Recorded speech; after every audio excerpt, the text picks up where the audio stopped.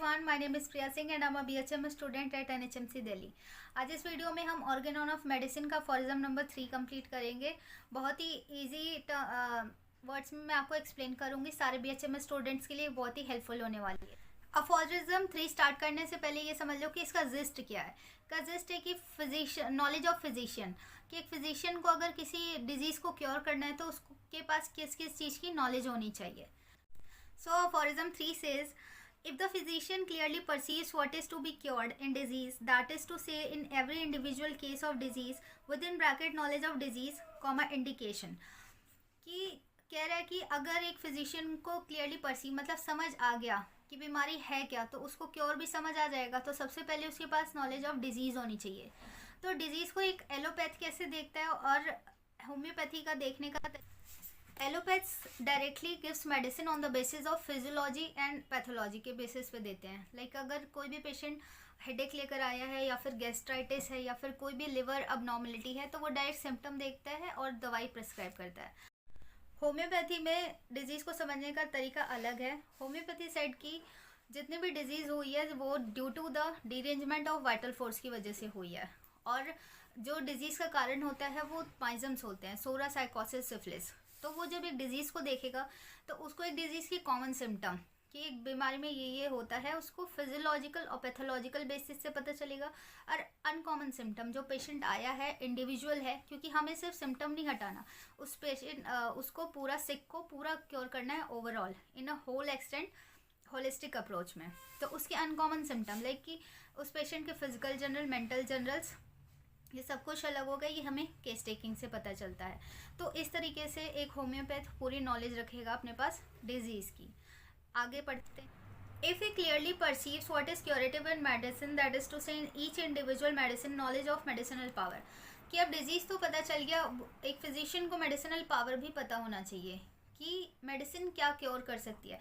Curative power like जो medicine एक artificial disease produce कर सकती है वही क्योर भी कर सकती है। तो मेडिसिन की पैथोजेनेटिक पावर्स, उसकी जो क्योरेटिव पावर है वो भी अच्छे से पता होना चाहिए। आगे, and if he knows how to adapt, आगे ये कहता है कि अब फिजिशियन के पास डिजीज़ की भी नॉलेज आ गई, मेडिसिन की भी नॉलेज आ गई। Then how to adapt like application उसको पता होना चाहिए उस मेडिसिन का ऑन दैट डिजीज़, किस प्रिंसिपल पे बेस्ड उसको देना है। तो फॉर एग्जांपल एंटीपैथी क्या कहती है कि हमें उसमें ऐसी मेडिसिन दी जाती है जो कि किसी सिम्टम के एंटागोनिस्टिक सिम्टम्स प्रोड्यूस करा दे। फॉर एग्जांपल अगर डायरिया है तो ऐसी मेडिसिन दे दो जो कि कॉन्स्टिपेशन प्रोड्यूस करा दे। पर होम्योपैथी का प्रिंसिपल क्या है, लॉ ऑफ सिमिलिया के बेसिस पे मेडिसिन देनी है। ठीक है, सिमिलिया कहता है कि जो भी मेडिसिन एक आर्टिफिशियल डिजीज़ प्रोड्यूस कर दे सकती है वही मेडिसिन वो सारे सिम्टम्स क्योर कर सकती है। तो इस बेसिस पे उसको मेडिसिन देनी है। देन रिकवरी मस्ट एंश्योर, मतलब कि तब जाके उसकी रिकवरी जो है स्टार्ट हो जाएगी।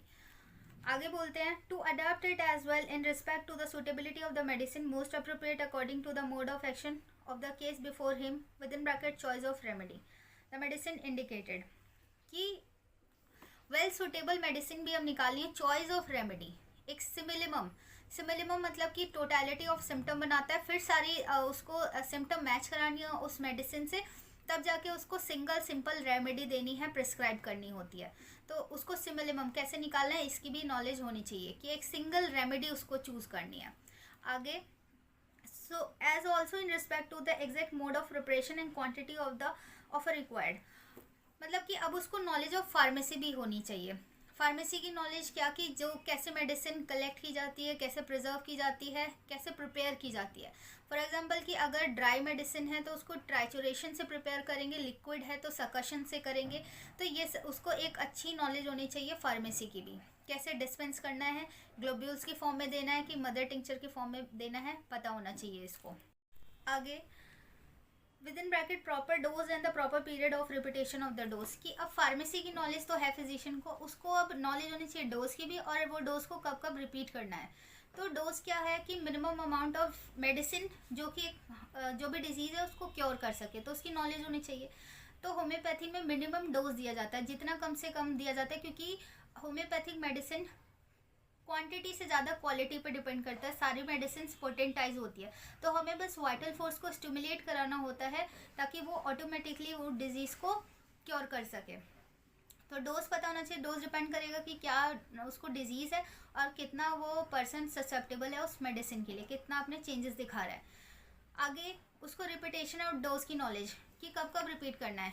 जैसे कि अगर एक्यूट केसेस होते हैं तो उसमें मेडिसिन फ्रीक्वेंटली रिपीट की जाती है, पर अगर क्रॉनिक केस है, और ये भी डिपेंड करेगा कि कौन सी मेडिसिन गई है। फॉर एग्जांपल लाइकोपोडियम दी गई है तो उसका एक्शन 30 से 40 दिन का होता है, तो उसके बीच में और कोई मेडिसिन नहीं दी जाती है। पर एक साइकोलॉजिकल सेटिस्फेक्शन के लिए हम बीच में उसको प्लेसिबो प्रिस्क्राइब करते हैं, क्योंकि उसका एक्शन ही इतना लॉन्ग पीरियड का, उसमें हमें वो इतने दिन के लिए डीप सेटेड मेडिसिन होती है, अपनी एक्शन को दिखाती है। तो डिपेंड करेगा कि क्या मेडिसिन दी गई है और क्या बीमारी थी उसको।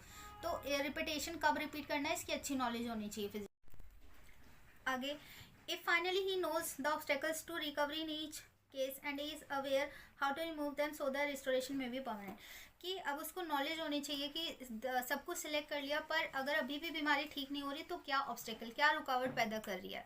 जैसे कि अगर किसी पेशेंट को कोल्ड है फिर भी वो कोल्ड ड्रिंक इनटेक कर रहा है, कोल्ड बेदिंग कर रहा है, कोल्ड एयर में जा रहा है, तो उसकी प्रॉब्लम वो ख़त्म नहीं होगी। तो फिजिशियन को कैसे भी करके पता करना है कि क्या चीज़ उसमें रुकावट कर रही है, तो उसे वहाँ से वो चीज़ कट आउट करनी पड़ेगी। अगर कोई पेशेंट है एम्फाइसीमा का और वो स्मोकिंग नहीं छोड़ रहा और फिजिशियन को ये चीज़ अभी तक पता नहीं चल पाई है पूरी केस टेकिंग में या उससे बातचीत करके, तो वो चीज़ ठीक नहीं होगी। या फिर लिवर की कोई प्रॉब्लम है और अल्कोहल नहीं छोड़ रहा है पेशेंट, तो वो चीज़ ठीक नहीं होगी। तो ये फिजिशियन को कैसे भी करके पता करना पड़ेगा और फिर इसकी नॉलेज होनी चाहिए कि कैसे उसे हटाना है, तब जाके वो एक परमानेंट रिस्टोरेशन ऑफ हेल्थ कर सकता है, परमानेंट क्योर कर सकता है, पूरे डिजीज़ को होलिस्टिक मैनर में वो क्योर कर सकता है। Then he understands how to treat judiciously and rationally. तब जाके ही, मतलब उस फिजिशियन को ये सारे नॉलेज होने के बाद पता चलेगा कि उस बीमारी को ट्रीट कैसे करनी है जुडिशली, मतलब न्यायपूर्वक तरीके से, एंड लॉजिकली, जो यहाँ पर रैशनली मतलब लॉजिकली कैसे उसको ट्रीट करना है, comma, and he is the true practitioner of the healing art. तब जाके वो एक ट्रू प्रैक्टिशनर कराएगा हीलिंग आर्ट का, कि कैसे उसने पूरी जड़ से उस बीमारी को ख़त्म कर दिया। उसके लिए ऊपर जितनी भी नॉलेज है वो उसको पता होनी चाहिए। सो दैट्स इट, ये था पूरा aphorism number 3। In the next video we will continue aphorism number 4। I hope कि आप सभी BHMS स्टूडेंट्स को ये बहुत ही आसानी से समझ आ गया होगा। Thank you so much.